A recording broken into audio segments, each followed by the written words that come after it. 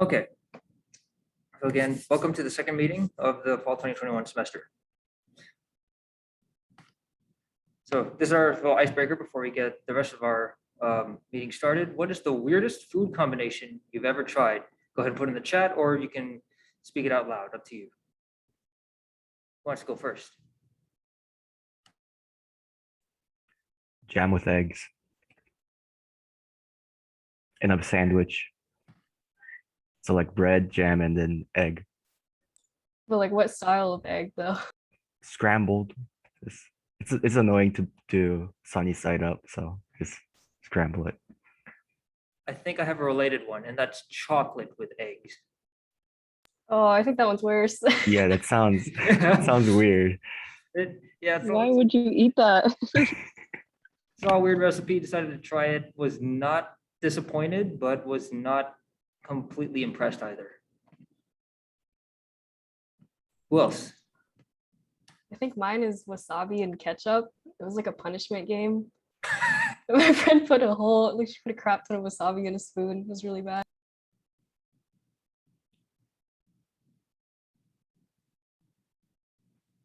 Anyone else? No.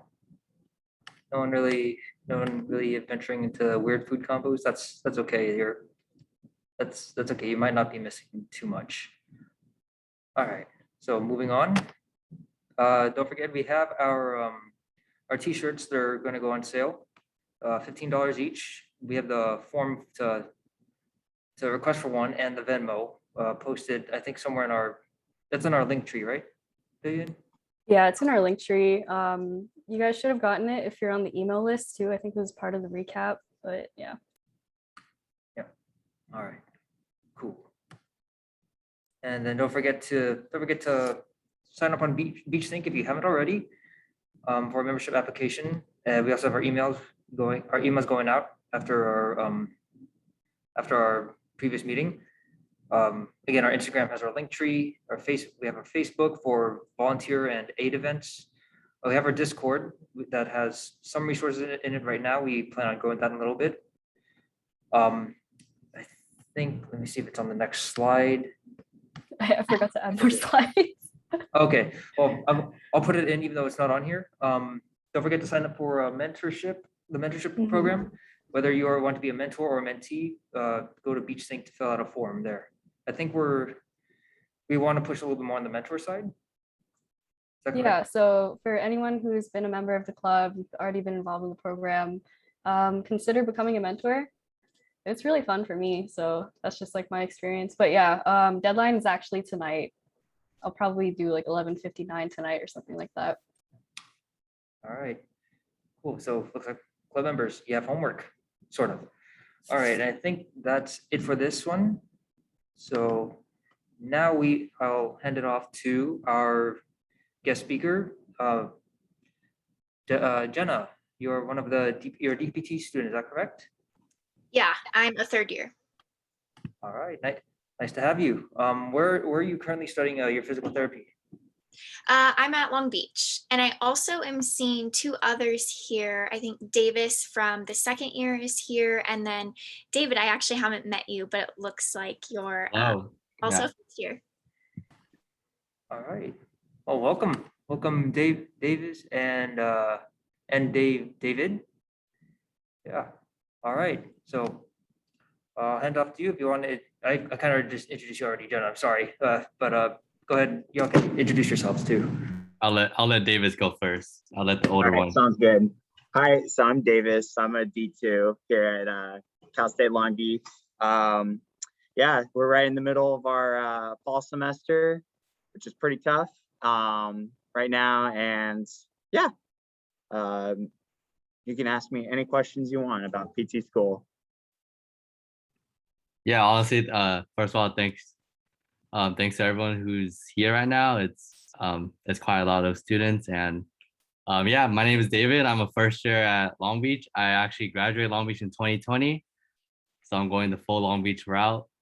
And yeah, like piggyback on David, fall semester is getting kind of crazy right now.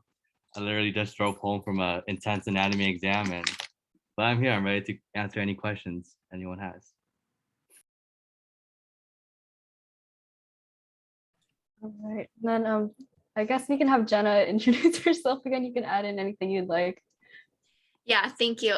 So again, I'm Jenna. I am a D3, which means DPT 3. So I'm in my third and final year. I went to San Diego State for undergrad and I graduated in 2018. So I kind of took a little gap year before starting physical therapy school in 2019. So I will be graduating this May. And I just came back. I had one clinical over the summer. So I'm back now for my last semester on campus. It's like a quick 10-week semester. And then I have 2 more clinicals and I'm done. All right, thank you guys for the introduction. So if you guys have any questions, feel free to unmute yourselves, or you can type them in the chat if you're uncomfortable with that. Either way is fine, but let's just get it started. For you guys' internship or like hours, what would you guys do before applying to a physical therapy program?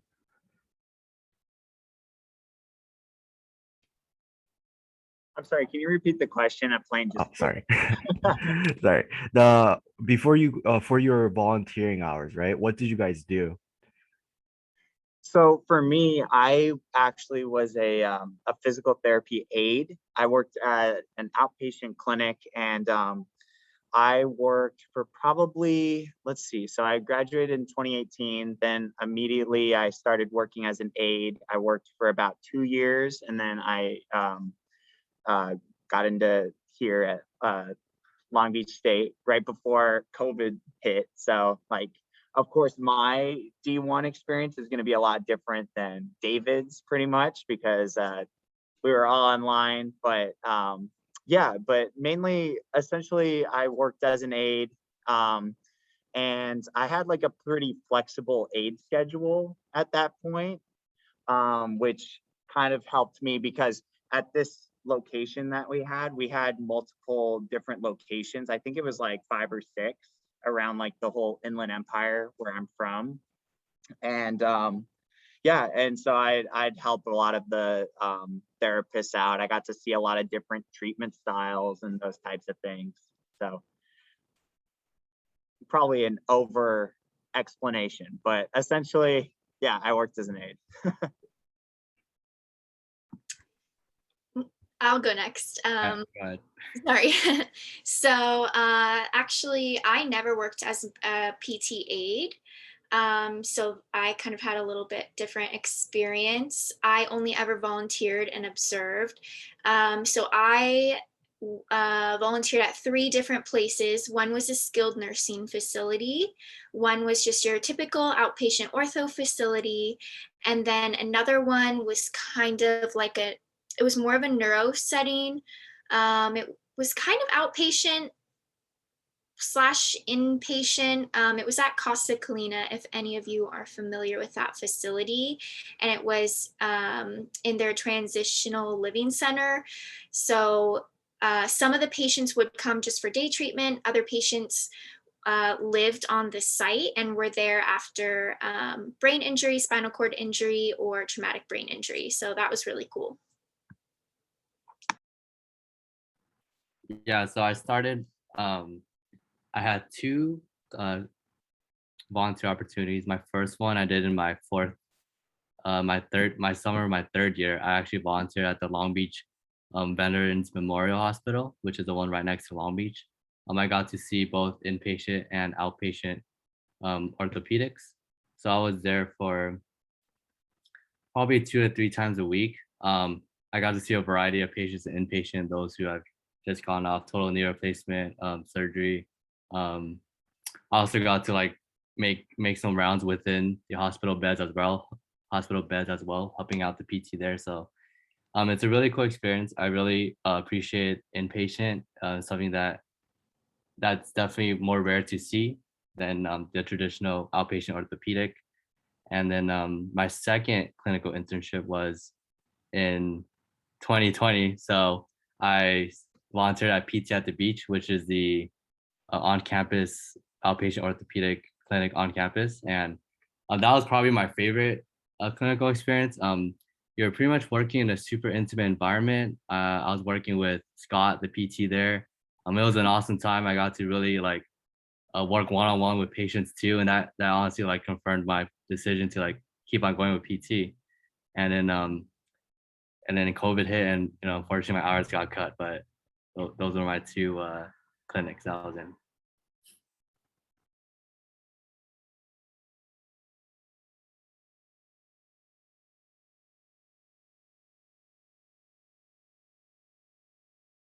Thank you guys. I'll jump in with a cliche question.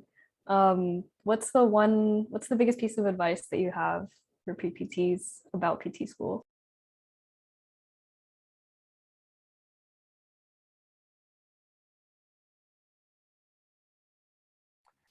I guess I'll jump in first. My biggest piece of advice is honestly one, enjoy the journey. Well, first, actually, my first piece of advice is to reflect and know your why in coming into this career. PT is a very rewarding profession, but as with any healthcare profession, all of us are essentially like helping others, right? We're all like, whether you're a doctor, you're an occupational therapist, physical therapist, physician's assistants, like, generally like we all help other people. So my first piece of advice is to like know your why in specifically choosing PT, and ask yourself, do I have this passion for PT? Because undergrad is a time where you get to explore different careers, and really if you're able to your passion is gonna drive you throughout undergrad, and that's gonna help you apply and like ultimately be successful in PT school. So with that, like in addition to like knowing your passion and why you want to pursue PT, also like while you're here, just like enjoy the journey, focus on the moment. I'm a big believer in everything happening for a reason. So I took a lot of career changes during undergrad, and did things that I just took a lot of career changes, and like I ended up being here. So like a lot of that I credit to like self-reflection and knowing like why I want to be here, and yeah, I'm just very appreciative of my position right now. And so yeah. Yeah, going off of that, I think my biggest piece of advice when it comes to PT school is just go into it with a very open mind. Like it's definitely very different than undergrad in like every single way. Like I had to change the way how I thought about my thinking. That's the one thing that they say a lot during PT school is think about your thinking. So like, you have to just keep a very open mind. You have to be able to kind of adapt on the fly. There's a lot of, what's the word? Like variability, you'd say, and how everybody goes through school and how everybody studies. But like you have like a full cohort around you of people to help you out and help you to figure out what helps you to get to what you need to do, like to be ready to either take a test or be able to find out what you need to do for patient treatment. And it's just definitely having that open mindset, not going into it like, okay, I'm going to take notes this way, I'm going to do this, I'm going to just be open about making changes and being and making sacrifices. Definitely. Yeah, I agree with both of those points. Something that I would say is really important going into PT school is being like self-reflective and self-aware, which I think is kind of what both of David and Davis were saying. From my personal experience, I went through school and I've always been okay with public speaking and taking tests. And throughout my second year, I began to develop a lot of anxiety when it came to practicals. And so it became like a problem for me going in. so I really had to be self-reflective and like assess and say like, okay, this is not my normal, and like, what am I gonna do from here? So like you also like have to take it upon yourself to help yourself. I mean, your classmates are there to help you and the professors are there to help you, but there's only so much that they can do. So it really comes down to like, how can you help yourself? So I had to figure out like, where do I go from here to manage this anxiety during the practicals so that I can actually perform well. So I don't know if that's just something that you have to develop like over time. So I don't know if that entirely answered the question, but that's just something that I think is important. Just checking in with yourself and being able to ask for help. So. No, that was great. Thank you.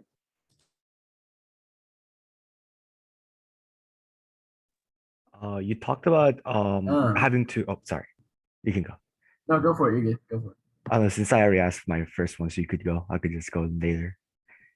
I was just gonna ask, like, when you were applying, do you remember your undergraduate GPA? Because obviously it's really hard to get into school, and people talk about it a lot. So, something to go off of. I can start. So mine was so it's been a couple years for me, right? Because I'm like at the very end. But mine was a 3.73. But again, take that with a grain of salt, right? Like there are classmates that had 4.0s in my cohort, and there are classmates that had GPAs lower than that. So ultimately, I don't think your GPA is necessarily going to make or break you unless you have like a very poor GPA, like a 1 point something or like a very low 2.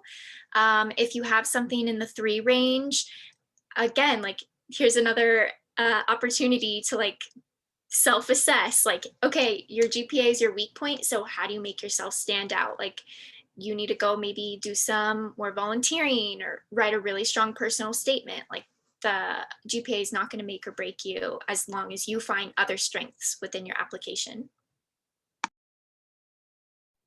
I absolutely second that. I definitely didn't have the best GPA, but one thing that I did, I think that also helped me stand out was I had like I had semi good grades like for biology and those types of things, but during like some of the time that I had while working as an aide, I also did go to advanced advanced placement classes that took like this entire semester's worth of work and just did it in like one semester.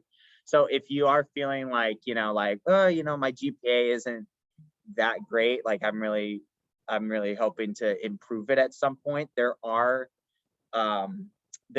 options for you to go out and be able to get like classes that are fast paced, especially the second time. The second time is always easier than the first time going through a class, which helped me.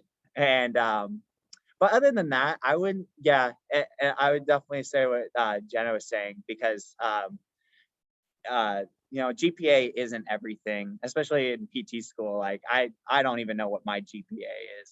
It's something, but but what's important, is definitely having that, like those personal statements, those letters of recommendation, having the experience, like, and even like if you find that you are weaker in one area, yeah, like you can also go out and get some stuff to be able to improve in that area, or or you can like strengthen the stuff around it. And I think that's mainly what helped me get into school. Yeah, honestly, Jenna and Davis hit pretty much all the points. I was that, I'm part of that 4.0 guy, but I just want to reiterate, like GPA is, I will say, like, that was a high point in my application. Like I did feel like other parts of my application were, more lacking. And yeah, just to like reiterate, your PT class application is made up of so many things other than your GPA. You got, like David said, for the personal statement. There's even sections, I think, in your app where you could explain like why you got grades in particular classes. But really that personal statement and your extracurriculars and your volunteer hours, that's going to show, who you are as a person, because programs are looking for more than just students who could like pass all the classes with an A, or really the GPA is there to just to as a like a baseline, I believe it's like a 3.0 for applying. And if you go like under that, then unfortunately they'll have your application out. But really it's only there just to show like if you could handle the prerequisite classes. But overall your app is more than that. It shows like who you are as a person. And I think more programs are gearing more towards the holistic aspect. And they want students who could also communicate well and have a lot of experience. So I know it's hard to like not think about the grades, and I just always say just try your best and like everything will follow. And it's kind of funny because when we go into PT school, we always like worry about the grade because that's what we have to do. But now in PT school, we're like, oh, don't worry about the grade, just get a B. Like even like like I'm probably not gonna know my GPA after my first year. It's probably not gonna look so hot either. So it's kind of a weird like switch in mindset, right, Davis? But yeah.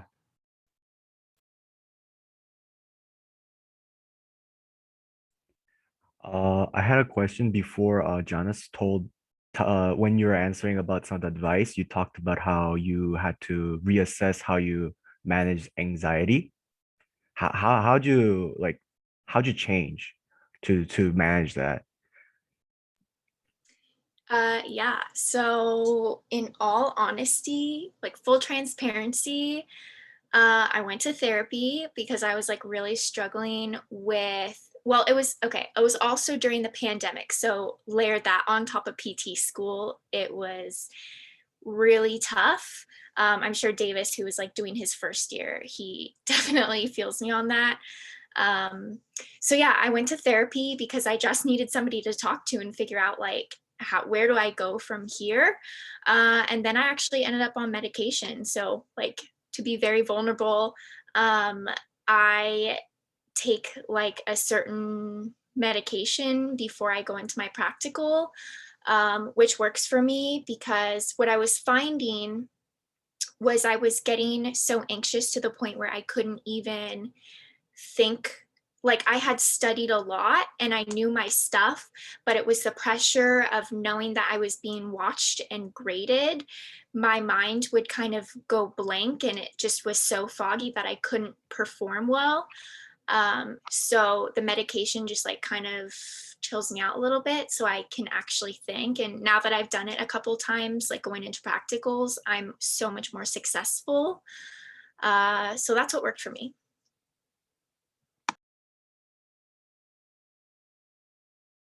Thank you. I mean, I guess just to add on the GPA thing, because like I'm definitely like my first year, I'm still in that mindset of grades, and talking to one of the faculty about it, they told me like, hey, that grade is it's really just a representation of what you got in this one time, this 1 week, in that 1 year, at that one moment. But that one grade that you got on a test is not, it's not going to define who you are as a clinician in the future. So you could, you may not do well in that specific time and get the grade you may not want, but that doesn't mean you can't relearn the material. And everything is just, it's not a failure or pass, it's more like a learning experience. That's how I see it. So yeah.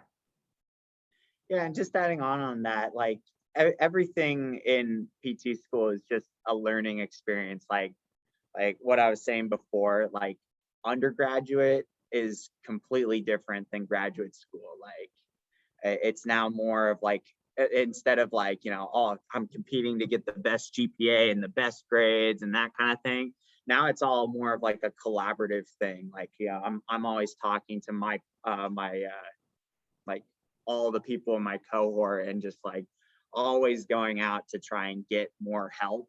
And just, because like, honestly, like I'm just one person, I only know so much, but like, I ask people around me like, hey, I need help with doing this mobilization, or I need help doing this, or I don't really understand this. Can you please explain? It's just, a lot of it's just going to be like you definitely are going to feel very like vulnerable, and like things are flying by you a million miles a minute, you know, like it's definitely a lot of stuff to remember, but like you just kind of have to find your way to ground yourself. So like for me, especially during the pandemic, like one thing that I was fortunate enough to do like nearly every day was go surfing, and like just finding some kind of activity that, you know, that gets you out, that gets you active, because, you know, as we know, the more you exercise, you know, the more you're going to, you know,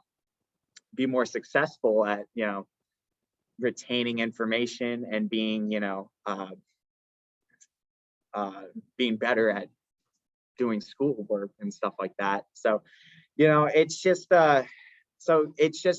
finding your base ground, like your groundwork, and then just being like, I think like just finding your groundwork and then being able to expand upon that, to be vulnerable to like asking for help. And that's definitely a big part, and the reason why I'm able to be at this point in my SPT career, essentially.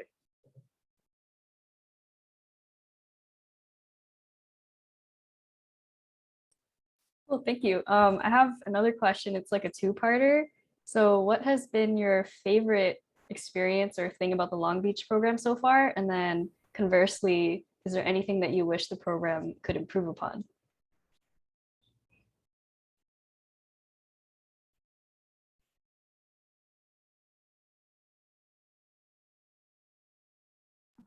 I can start with the positive one first. I might have to think a little bit more on the second one, but for me, so something really unique about Long Beach is the pro bono neuro clinic. So during your second year in the fall and spring, you are partnered up with somebody else, like another student, and you are given a neuro patient and you completely treat them on your own. Of course, under the supervision of the professors, but I think it was a really valuable experience, especially going or doing that prior to going on clinicals, because it really helped build my confidence.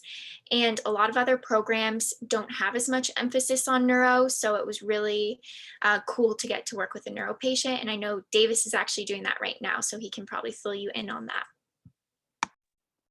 Yeah, absolutely. I'm right in the thick of it right now with that. And I really enjoy it. Like, I think it's really amazing that at the beginning, you know, like we get like for D1, you know, you just get all this information thrown at you. Like I still get information thrown at me, but at this point, like I feel like at this point I've got enough information to be able to use what I've learned to help this person. And like, you know, they come in like they know that you're a student, but like at the same time, like, you know, they're expecting you to be ready and prepared and being able to, you know, help them. And I think it's really exciting. It can, like, especially the first couple times, it's super nerve-wracking because you're like, oh my gosh, what do I have to do to prepare? You know, it's really hard at first, but like I've definitely hit at a point where I feel really confident, and like at this point, like, because I know I have like very limited experience, like I feel like I've been able to get that my footing into like how I like to treat, how I like to think about how I'm, you know, working with patients. And I think that's definitely something great. So I've been really enjoying the pro bono clinic right now. Yeah, for me, I haven't gotten any clinical experience yet, but so far it's my summer has been, you know, it was a lot of work during the summer. I was super excited to, of course, start, and it was 3 classes, and then after that, fall just hits you like a truck, and like here I am juggling 7 classes instead of 3, and you know, with half the classes also being lab, it's a lot. But regardless of that, my favorite thing about the program, just because I know a lot of you will be applying to more than just Long Beach is our cohort size. Like I think that's a really big plus in our program. You know, it's super rare for programs nowadays to have like a 36 to 40 person cohorts. You see like maybe Chapman with 80, even other schools like more than 100. But I find the small cohort size to be like amazing. Like all of us, the D1s, we're all super close. You know, just having like that super small group to support each other and to form like close relationship, it really helps you like throughout the journey of PT school. And a second bonus of Long Beach, I would say, is tuition. Like it's definitely a really big key thing. It's something that I think should get talked about more. You know, at the end of the day, all of us we're going to get our license, and you know, maybe some schools might be better than others in some things, and other schools might be better than other schools in other things. But you know, cost is a big factor. You know, and at the end of the day, we're all coming out with the DPT. So those are the two biggest pluses about Long Beach. And you know, all the fact because our cohort size is small, like all the faculty know us, the department chair, they try to remember all of our names. So it's a close-knit community here at Long Beach. That's my favorite part for sure. Also, I'll add one more thing. I really enjoyed the anatomy lab and like being able to work with cadavers at the beginning, because you know, you look at an anatomy textbook and you're just like, you know, oh, like here's this muscle, here's that, you know, here's this nerve. But once you're like actually like, you know, working in the like you're actually looking at a cadaver, or like, you know, it's really amazing just being able to like, you know, I know the tests, as David would probably say, are pretty difficult for those, but like it's really amazing to just see like anatomy in action, basically. Like, you know, like these people have been very gracious to donate themselves for us to be able to learn from them, and it's just a really amazing experience. I think that was one of the highlights for me in my D1 year as well.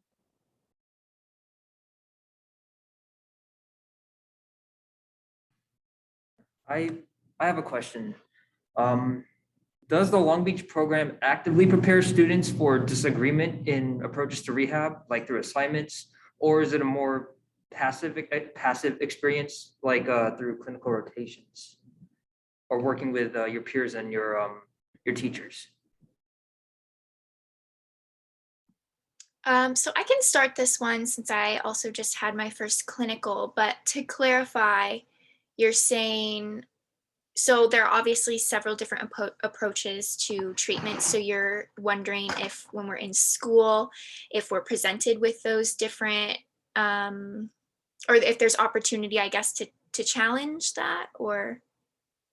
Yeah, yes, like if there was, say there was, sorry, if there was a way that you could see, say like if you're in your rotation,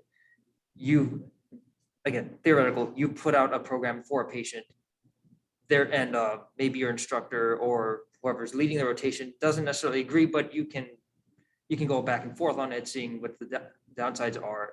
Is that an experience that you would get in a rotation, or? Okay. Yeah, absolutely. So the thing with PT therapy, there's always more than one way to do something, and you're going to learn very quickly that there's never one right answer, and it's always, it depends. So I like, I'm trying to see how else I can elaborate. Like for me on my clinical, there's just so many different approaches, and there is opportunity, I guess. Typically my experience with my CI or my clinical instructor, she'd say, yeah, you're not wrong, but here's the way I think about this, or you can think about this way, or yeah, you can totally take that approach, or you could also take this approach. And I would say it's very similar throughout the program. They listen to different opinions and stuff and share kind of what they were thinking and why they were thinking that. Yeah, and I'll add a little bit about this, especially like I think if you're talking about like communicating like between like a client, like you as the therapist and the client, you do get training based on like I wouldn't say like training, but you get put in scenarios, like especially during my summer semester this year, we got put in like scenarios of like, okay, this patient has this. What are you thinking of? You know, what if the patient's very irritable, which means like they can't handle a lot of you know, treatment modalities or anything that you can do. So like there is some sort of like, you do them in like you do like this experimentation in kind of like a closed environment. Like you're basically doing it with a professor. Like you're going through this scenario with your professor essentially. So like they'll tell you like, yeah, you know, like if they're if you're if you do this, like this might aggravate the patient. If you do something like this, you know, this might, you know, they might get the wrong idea or something like that. So there is definitely some kind of training that you do get. And I feel like you get like these scenarios that help you with trying to deal with those types of situations. And yeah, just to piggyback off them, I haven't in our first year, we were kind of getting our feet in my first summer semester, we got our feet wet and like we actually take a professional interactions class. And that class kind of gives you an idea on like what to do if there's conflict between you and the patient, or you know, how to maintain a professional relationship with the patient and with, you know, obviously your peers, your coworkers. So that's something like we do get trained on. And yeah, I totally agree with what Jenna says. There's, you know, in physical therapy, there's really no one right answer. You know, PTs were movement analysis, we're body experts, and the human body at the end is super complex. And there's so many ways you could, you know, analyze what someone is doing, and from there, like your treatment is going to be different. I think the key is that as long as that there's justification, there's evidence, and yeah, and at the end of the day, the patient's going to get better and reach their goals. I feel like there's no, you know, one optimal way to do something. You know, there's only like, for example, if you want to strengthen a rotator cuff muscle, there's hundreds of exercises that you could do. So it's that's the beauty of PT. Like it, you know, it never gets old. You're always presented with a new case like every day, and that's what makes it awesome. So that's what I love about it. One of our professors definitely says it's an art, essentially. It's most of it's evidence-based and some of it's still just art.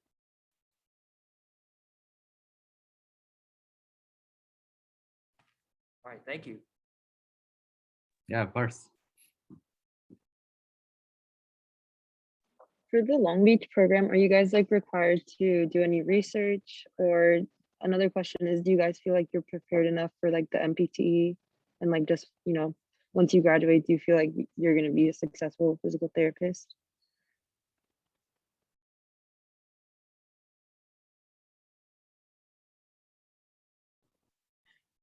Yeah, I could start. I could start with this one since I'm definitely right in the middle of my research project that we're going with. And what's really unique, that's another thing that's really unique about our program, is that you get you basically get paired up with a professor, and the professor will you go through this entire research process with them. So right now I'm basically in this research project that's looking at stress levels in physical therapy students. So we're going to be creating like this research proposal, and we're going to be working on, you know, trying to be able to find different ways to see like and visually see stress levels in physical therapy students at this moment. So like you get those are you get like paired up with that in your second year.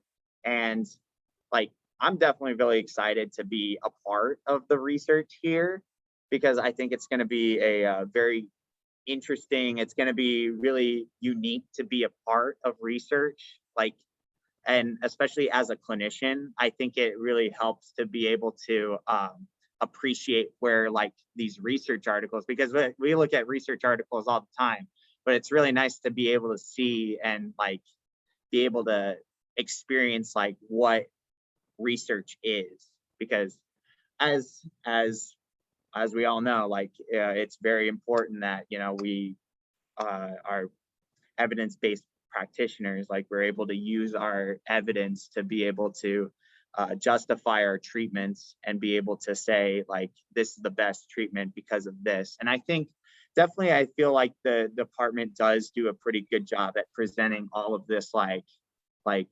research shows that this is going to be a very good intervention and here's why, that kind of thing. So I feel like I feel like, because of course I'm not as close to the end as Jenna is, but I feel at this point like I feel like I'm still really on the right track to being able to be able to be a clinician someday. So Yeah, I'm wrapping my research project up right now in my last semester. I am not as passionate about research, but I am doing it because it's a requirement. But yeah, it's going fine. It's not you coming up with your own idea and doing all of it. It's you're assisting a professor on their project. So it's not that bad.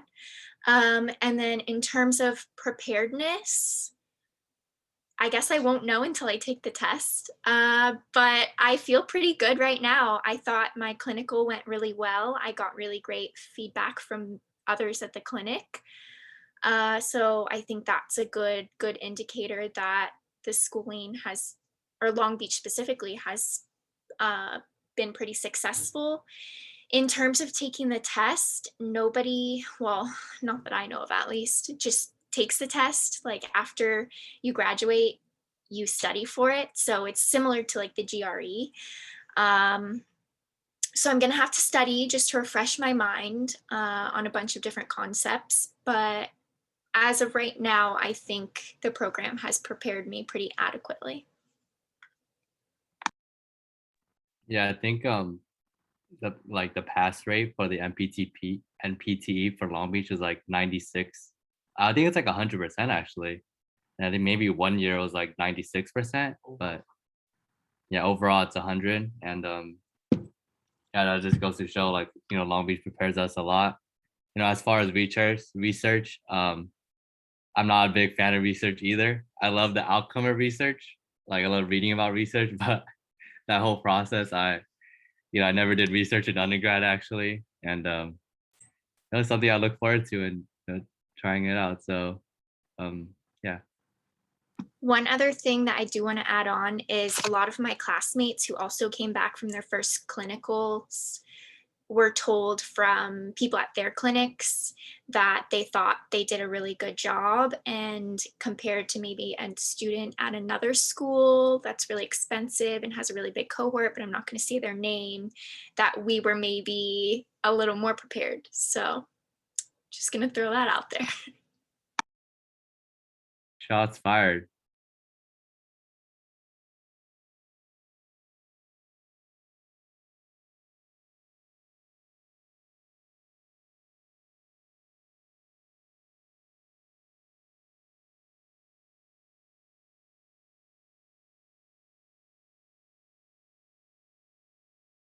But yeah, I guess just to add on, like that reminds you of just like tips on choosing school. Really a big factor is to definitely look at the NPTE pass rate. That's like a really key indicator. Like my top two factors were probably cost and the pass rate. And then as far as like the facilities offered, that was also like a plus in location. But yeah, I just want to reiterate on that. How many schools did you all apply to?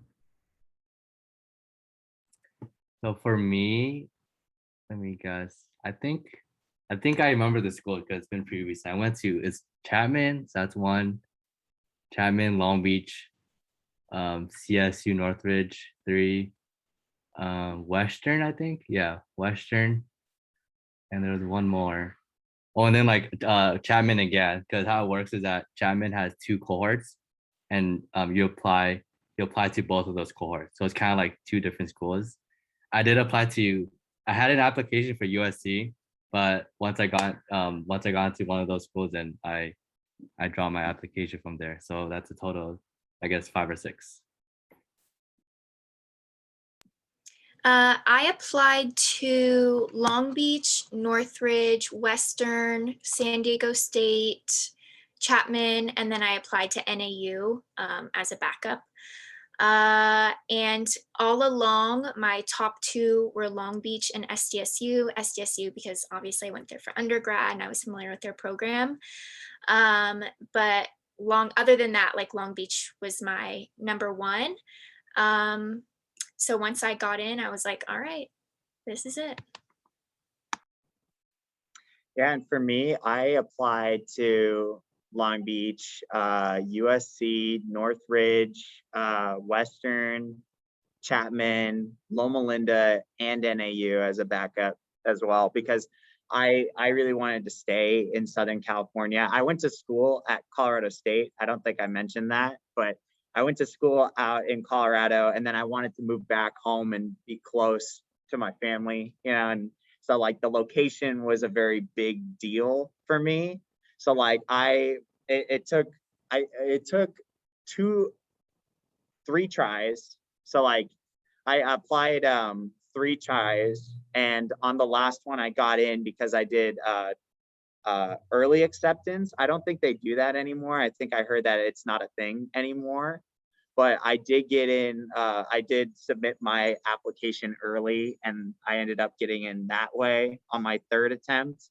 But yeah, I think just find what you want out of school. For me, the big thing was location for me, but you just find the thing that you like, find the place that you want to go, and then you can just go all in. So like Long Beach was definitely one of the top ones for me because, obviously the tuition, it's very close to where I live, and yeah, and that's the thing. Like definitely like tour and like get a feel for the program, and then if you really like it, like just go all out and just really, like get to know faculty, really get to experience what a class is like, and that sort of thing. One piece of advice that I have, which I actually did myself and I would recommend, is if you're applying to a school and you really, really want to get in there, email the department coordinator and either set up a meeting with him or her, either over Zoom or in person. Like stay in contact with them, let them get familiar with you. I was actually waitlisted at Long Beach before I got in, and I think it was because of my persistence. I had called Dr. Rodriguez, who is our admissions coordinator.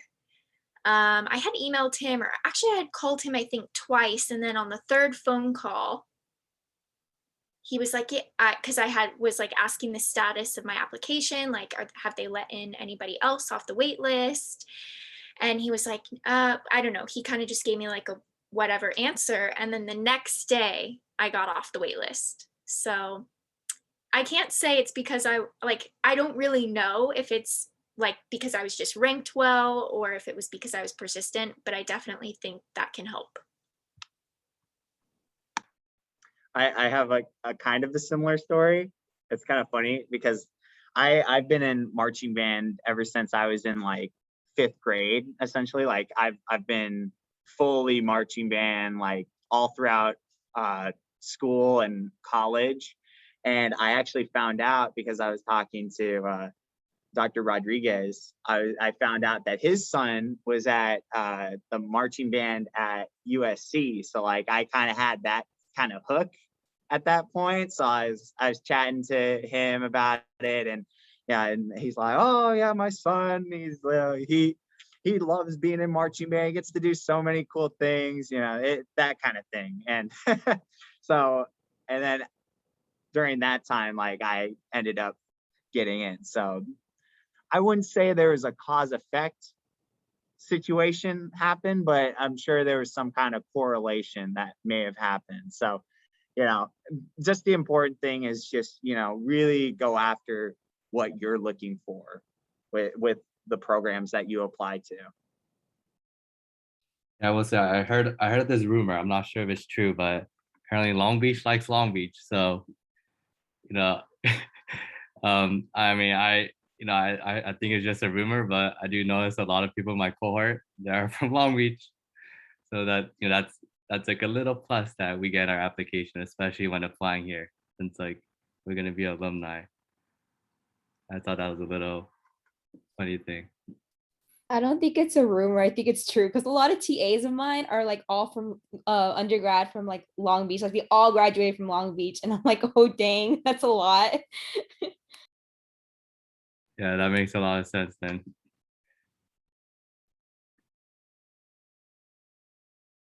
I actually have a question about the applications. Like, how much did you guys end up spending, like, to apply? And like, is there any waivers for like applications? Yeah. I believe, I think there is a waiver, maybe if Jenna Davis could confirm. But as far as, I'm not really sure like the specifics on how to get the waiver, but I think I spent like, I think it was like at least 80 per school I was applying to. So I was probably spending like over $400. So it's a lot of money. It's the same with taking the GRE. It's you spend like $200 just to take a computer exam. Yeah. Thanks, Vivian. So it's 155 for a school, then 60. And then there's also a cost to like reserve your seat. I got into another program that I wanted to go to, and I think I had to pay like a $500 non-refundable deposit. And then once I chose Long Beach, I had to I can't do anything about that. So that was $500 gone. It's a lot of money for sure.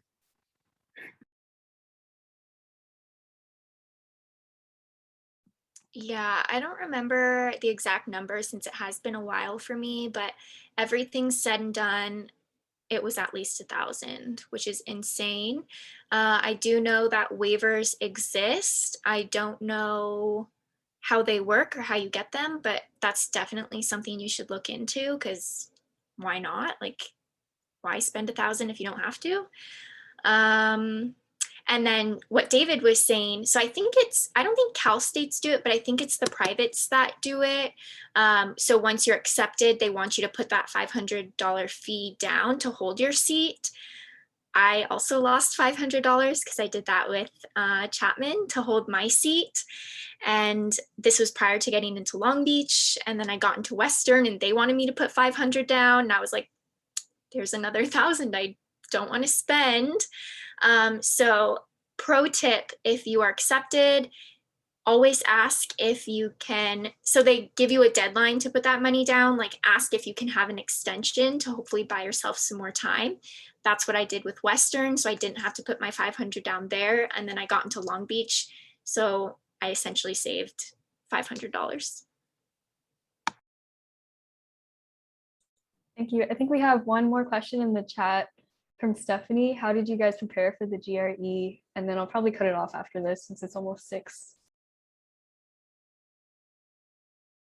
Yeah, I can answer this one first since it's kind of fresh in my memory.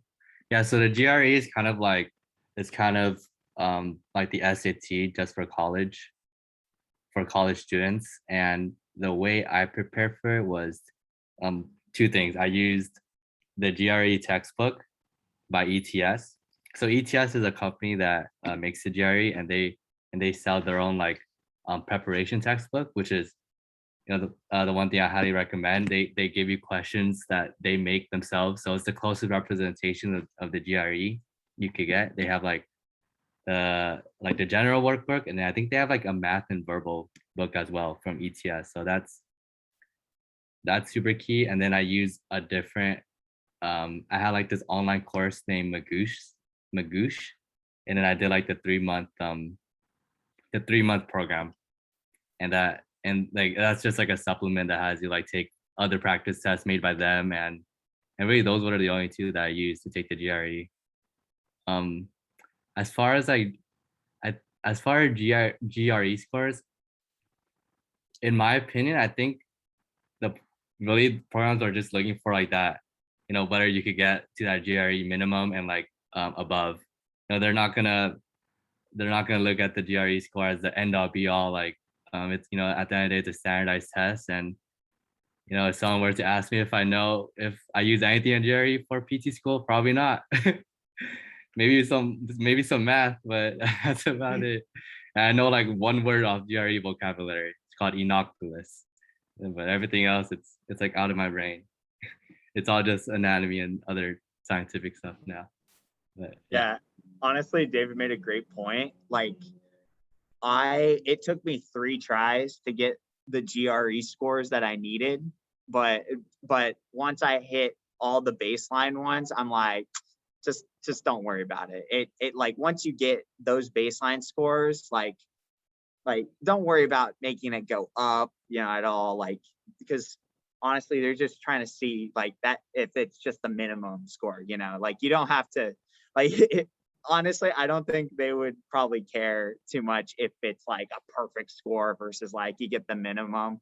The only thing that's important about is just focusing on like the stuff that they get to know about you, which includes the personal statement, which includes the letters of rec, just those like things that set you apart that aren't like numbers or academics related. Those are the big key Who's things. this? Oh, D2 Davis. Kiana. Oh, hi, Kiana. Wait, are you another D1 student?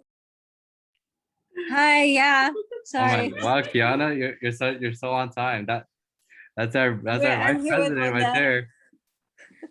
Hi, sorry, I just joined in. It's all right. I think we're finishing up now, but you can Oh, introduce yourself. You can Right. introduce yourself Pop if in you'd like, say though. hi. We're talking about GRE preparation tips. If you want to. Oh, I used a lot of free resources. Like if you Google like top 10 free GREs and you get full GRE ones and you want to like practice in your room as if it's the GRE, treat it exactly the way. That's what I did. I like took 4 hours, went into my room and then like 2 times before. I used the ETS like GRE prep book, which was really helpful because it shows you like the exact layout of what the like GRE exam will be, how the questions are formatted, tricks to answering the question. So I thought that was really helpful. But okay. Sorry. All right, good to see you. All right. Do you guys have any like closing statements or anything you want to say to our members? Just want to say thank you so much for offering your time today. Everything was really helpful. So I'm sure I'm speaking for everyone when I say that. Yeah, honestly, like thanks guys for coming out and taking the time to come here and absorb what knowledge we have. Like I hope we could be of help. Like I said before, honestly, just in undergrad, just enjoy the journey. Like try your best in each of your classes. Don't sweat yourself if you don't do so bad one semester. There's 1, 2, maybe like 8 semesters in your undergrad year. But one bad test is not gonna kill you. So think of the big picture. Just try to do the best you can every day, and the results are gonna follow. And I'll put my email in the chat if you guys have any questions, any personal questions to me, or just want any like tips. Like I'm here to help out. Yeah, and then honestly, like like one thing that's really important to realize about PT school is that like no matter what happens, like it took me 3 tries to get into PT school essentially, but like no matter what happens, like if you feel like this is the right thing for you, like you go out and you get the experience and you're just like, this is really great. Like just don't give up on keep applying, keep doing your best to try and just get where you feel like you need to be at this point. So it's definitely very difficult. Like D2 is definitely no joke at this point. Like this semester is really tough, but like like once you find like what you really enjoy about, like for me, like I found out what I really enjoy about therapy really early on, which is very lucky for me. But like find out what you really enjoy, and if you really like it, then just keep pushing. Like don't give up on your dream. Yeah, I don't think I have that much to add, but it does suck and you'll get through it. That's my biggest takeaway. I will also drop my Instagram, and my classmate Charleston, some of you might be familiar with him. We have Instagrams that are DPT related, so feel free to DM us with any questions or anything. All right, thank you so much, guys. You guys are free to leave. I know you're probably super busy, so thank you once again. And then for the rest of the club, you guys are also free to leave now. Just remember, we have t-shirt orders closing tonight, as well as the mentorship program. And then if anyone has any questions, feel free to stay afterwards and talk to us. But have an awesome weekend, everyone. Bye, Thank you guys. so much. Thank Have a you. good night. Bye-bye. Bye, guys. Good luck too.